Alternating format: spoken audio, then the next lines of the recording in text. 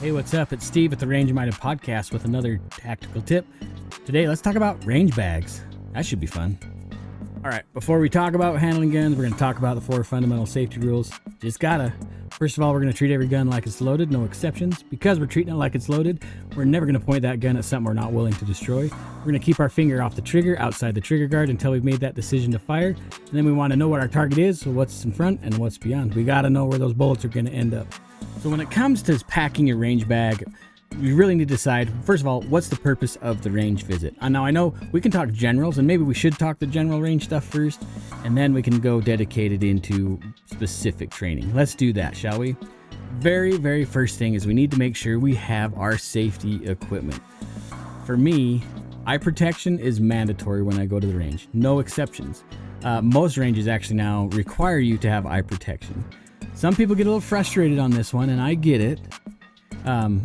They don't want to wear eye pro. But here's the thing. If you have glasses, most modern glasses now are shatterproof lenses, prescription glasses, I mean. And to me, as a range officer, I'm totally cool with that.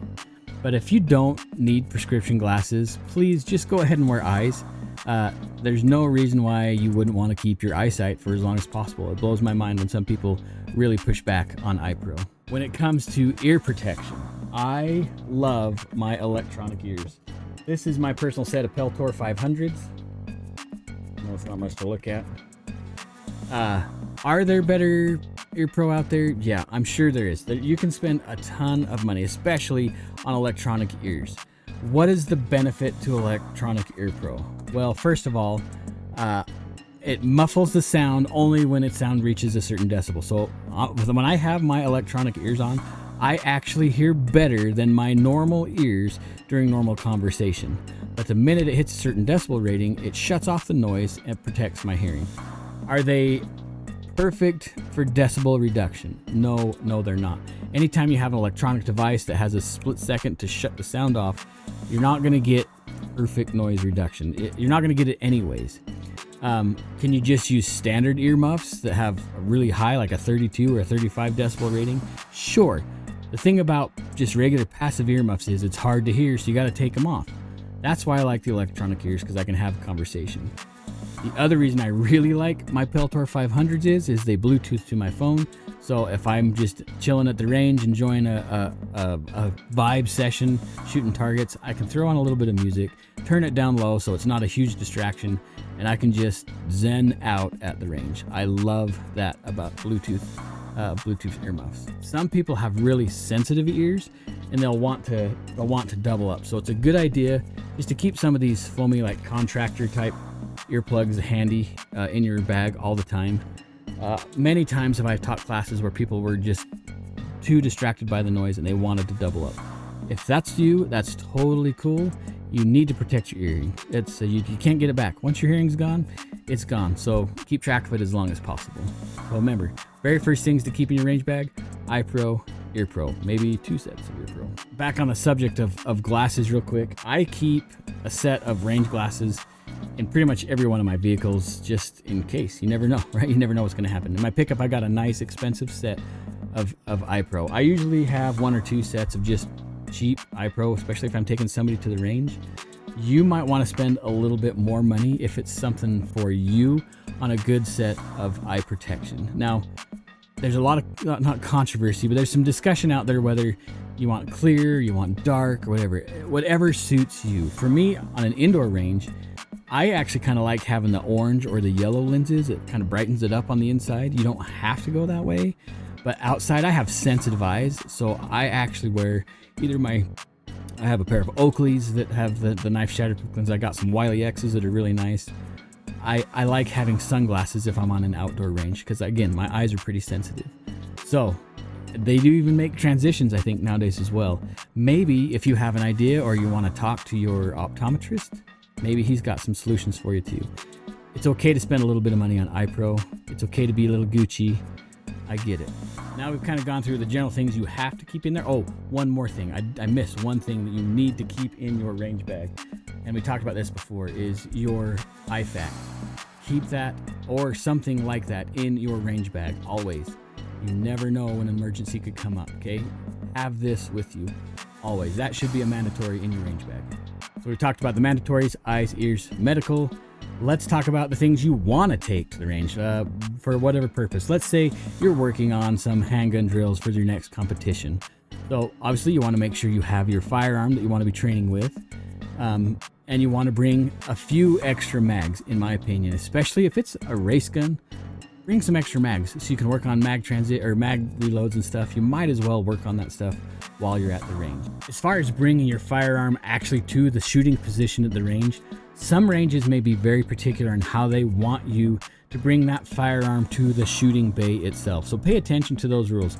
I know when the 2 ranges I've run, those guns needed to stay cased until you were actually inside the shooting booth, and then you could uncase. Make sure you're maintaining whatever rules that your shooting range has.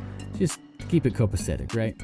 That being said, you might want to bring 1 or 2 handguns in different, like those zip-up envelopes or some kind of a gun case. Maybe it came with a hard case. You might as well just keep them in the case, put those cases in your range bags, and then deploy them inside the bay as needed. If it's a rifle, same thing. I would highly suggest not walking around the range with a rifle in your hand. Keep those rifles in cases. It keeps everybody more comfortable. It protects your rifle. It just makes more sense. Again, your range might have specific rules on how those guns need to be brought in and out of the shooting location at that range. Obviously, if you're taking your guns to the range, you need to make sure that you've packed the right ammunition to the range. I have done this before, get all excited, put the guns I want to go shoot, have a bunch of different calibers. I get to the range, I start getting stuff out of the range bag and realize I didn't bring the ammunition. Make sure you bring the ammo. Duh, if you're gonna go to the range, bring stuff to feed the gun. I know there might be places to buy ammo close by, but why? If you got it, don't forget the ammo. You need your ammo. One thing some people highly suggest putting in their range bags is maintenance tools. And I'm kind of torn on this whole maintenance thing.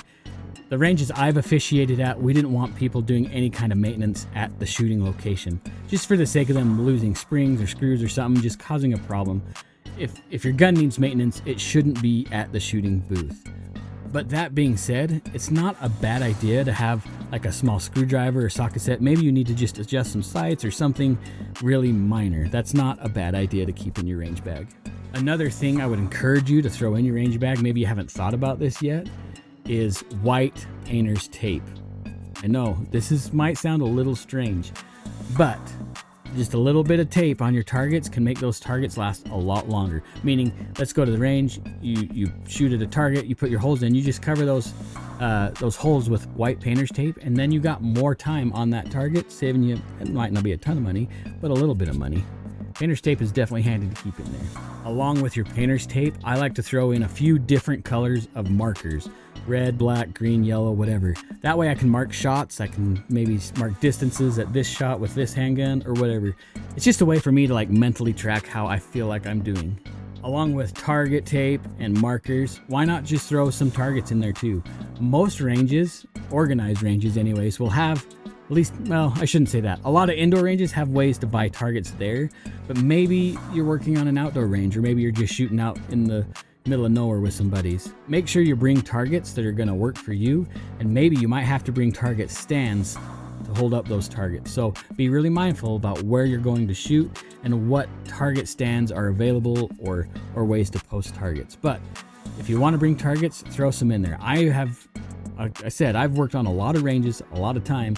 I've seen people just bring a stack of paper plates, draw a couple circles on them, staple them on the backer and shoot them. It's fine. Whatever it is was what it is.